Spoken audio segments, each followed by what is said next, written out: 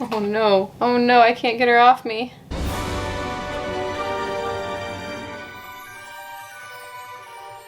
Today we have a very weird unboxing. We are going to be unboxing some weird bugs from my friend Tom Patterson, aka Hardcore Arachnids. If you're looking for any kind of inverts, bugs, whatever, go check him out. I will link his website down below, of course, as usual. And just for context purposes, a couple of these I've actually never kept, and I've kind of fallen in love with this one specific invert, which was completely new to me, but I've been interacting with it a ton at the reptile room, and I decided that I definitely want one for my own personal collection. And yeah, it's like super spooky, and it didn't make sense that I didn't have one of these. Is this an HMAC? He's gonna be mad. Anytime I like guess it being the wrong one, he gets mad at me. It looks like an HMAC though, right? Or an SCal. Honestly, if I saw an SCal, I would probably call it an HMAC, and if I saw an HMAC, I'd probably call it an SCal because I don't really... Okay, here are the goodies. What is this? Goth spider. Okay, I guess it wouldn't make sense to get a weird bug unboxing without a spider, even though technically a spider is an arachnid. Sometimes I call them bugs just because I think it's funny, and then people get mad at me and they're like, Kat, that is not a bug, that's an arachnid. And I'm like, I know, I'm so aware. Anyway, I have no idea what this is. So this one is new to me. Check this out. So this is a type of millipede, and we'll take these out and get a better look at them when we put them in their enclosure. Now this one I'm sure you guys noticed. This is one that I have been interacting with a ton at the reptile room, and I have actually kept this before. I had two named Blair and Belinda, and I had them for quite some time, but unfortunately they both passed away over the winter. I think it was like around January, and what I think happened is I kind of suspect that maybe they just got a little too chilly, because I did have them in an enclosure back there kind of by the window. That's really the only thing I can kind of guess, because it was like so random, or they were just old. I don't really know, but ever since that happened, I've been wanting to keep them again because they were actually one of my favorite like weird inverts I've ever kept. So I'm glad to have one again. And then this is the one that I specifically am in love with, that I have just been having the most fun with. Oh, you are peppy. All right, so let me just pretend I'm at the reptile room for a second. This is like the spiel that I give, okay? So I say, so this is not a spider or a scorpion. It is related to them, however, but it does not bite, sting, or pinch. What it does is it shakes this little stick thing on their tail. It shakes it when it feels threatened, and it sprays an acid, which is just vinegar. So unless you hate salads, it's really just completely harmless, and you are welcome to hold it. This one looks different though. This one has, I don't know how well you can tell, but this one actually has like, oh yeah, you can kind of see, it's kind of reddish actually. See that? It has like little reddish feelers and a reddish tail. I don't think that the ones up at the reptile room actually are red like this, but my goodness, I am absolutely in love with these. These are called Vinegaroons, and as I said, they do shoot a vinegar, which is absolutely hilarious. Sometimes when I am handling these, oh, it's shaking its tail. Sometimes when I am handling these at the reptile room, it does actually start to smell like vinegar. And yeah, I just really wanted one of these guys. They're just like little Halloween bugs. Like, they are a real life Halloween decoration. They look terrifying. Everybody's always terrified when I pull this thing out. So move your little tail thing, because I'm gonna make you an enclosure. Okay, I think it's like shooting acid at me. That's fine. But yeah, let's go ahead and get these enclosures together really quick. Except before we get the enclosures together, I should probably figure out what this is so I even know what kind of enclosure to put together. Is this a velvet spider or a jumping spider or a black widow? Oh, this is, I believe this is the southern house spider, which I do have one of these. I've had her for years. Yeah, this totally is. Absolutely love these. I've had mine for quite a long time. All right, we'll get a better look at her, but I do know how to set this up. For the millipedes, we are actually just going to be using these enclosures for now. I want to do something bigger. They will get a little bit bigger from what I know, but for now I'm going to put them in these, and that is because I do have a feeling that I will be bringing these up to the reptile room, just because I want to take some pressure off of the millipede that is there right now. Everybody loves the millipede and wants to hold the millipede, so I wanted to get a couple more for my personal reasons, but also because I want to bring it up there and, you know, give people the chance. So what's really important with the millipedes is leaf litter. They love leaf litter. They love to eat it. They love everything about it. So we're gonna be kind of generous with it here. Mix it up a little bit.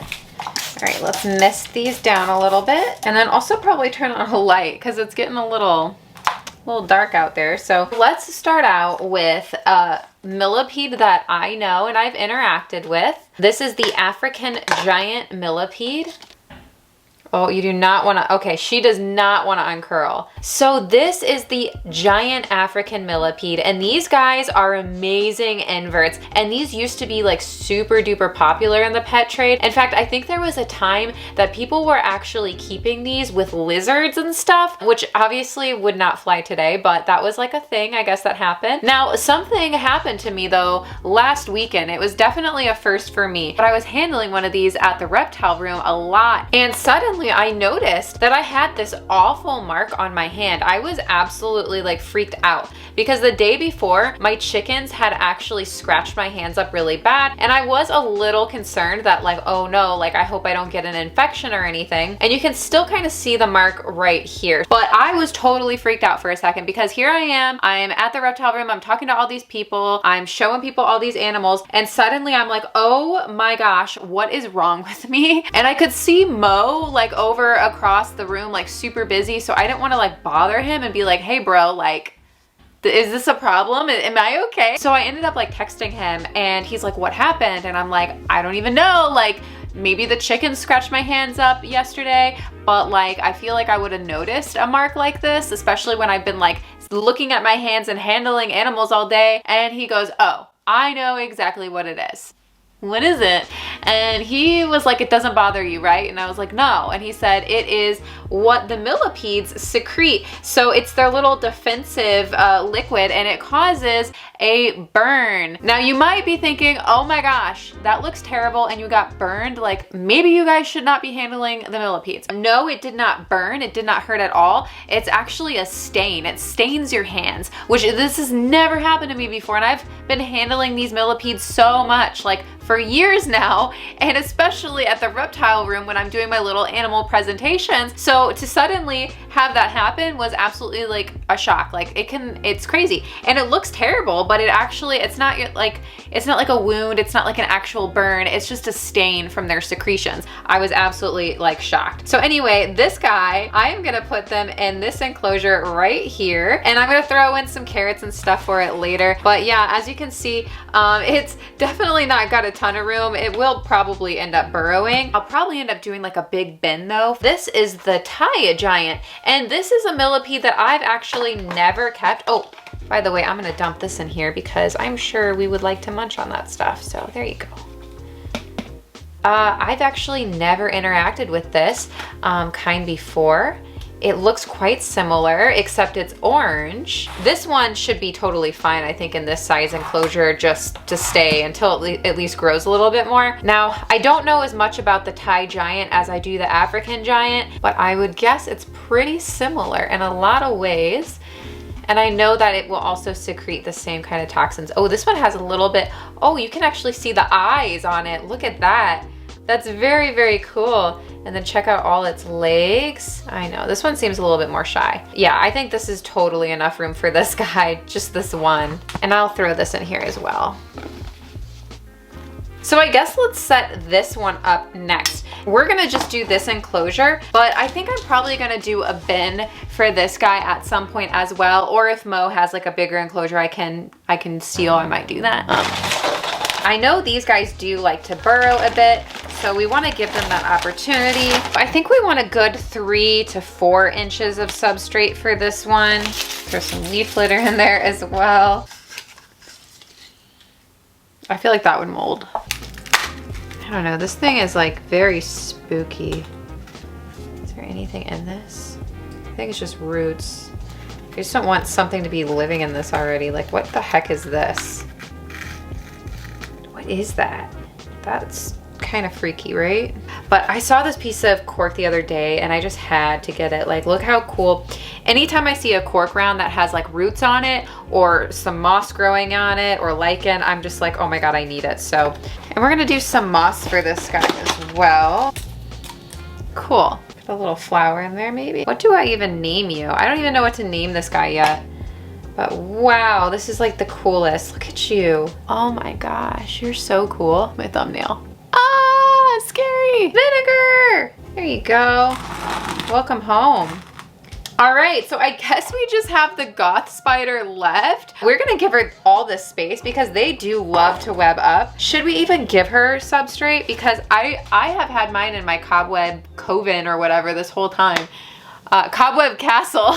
Yeah, there's no substrate in there, it's just wood. So maybe I should do like, I don't know, should I just do moss on the bottom instead of substrate? Why not? Let's do moss. And see, she can still go back here. She can like go back there and hide and web up and have some privacy. Should we try to put anything else in here? Maybe this. Yeah, that looks cool, right? Oh, she's coming out. Not yet, girl.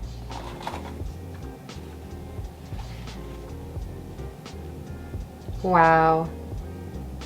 The southern house spider. These guys are very often confused with brown recluse because the males actually look very similar. They actually have a fiddle on their back. Oh no, I can't get her off me. Wow, look at that. Oh my gosh, absolutely gorgeous. But yes, very, very spider feeling, just like very like, ah! It's very unique. It's very different than the kind of spiders that I usually work with and handle. Let's give her a little drop in here and see if she wants it. There she goes. There she is. Look at her. And she's gonna web this up and decorate it so nice. I'm gonna give her a little spray right here though, because I feel like she might be thirsty. So she's absolutely gorgeous. What a great surprise. I've actually thought about getting another one of these. So I really kind of feel like Tom read my mind. And yeah, that's really all I have for you guys today. Thank you again, Tom. Check out his website, Hardcore Arachnids. Like this video if you enjoyed. Subscribe if you're not and you want to be. Don't forget I have an Instagram that I use probably way too much. It's at Tarantula.Kat. You can go follow me there. I also have a website, TarantulaKat.com. Go check it out. I will see you guys soon. Let's get into the members picks.